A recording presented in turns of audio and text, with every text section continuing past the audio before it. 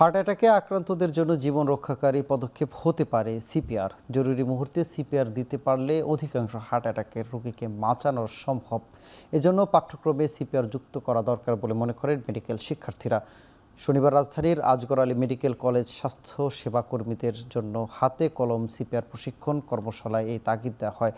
বাংলাদেশে medical student society আয়োজিত অনুষ্ঠানে প্রধান অতিথি হিসেবে উপস্থিত ছিলেন আজগর আলী হাসপাতালের সিইও অধ্যাপক ডাক্তার জেবরুল এস.এম. হক, ক্রিটিক্যাল কেয়ার মেডিসিন বিভাগের প্রধান ডাক্তার মোহাম্মদ মতিউল ইসলাম। এ সময় মেডিকেল শিক্ষার্থীদের জন্য কারিকুলাম সংস্কার সহ বিভিন্ন বিষয় তুলে ধরেন বাংলাদেশ মেডিকেল স্টুডেন্ট সোসাইটির মুগদা মেডিকেল অঞ্চলের সমন্বয়ক সারা বিনতে মতিউল।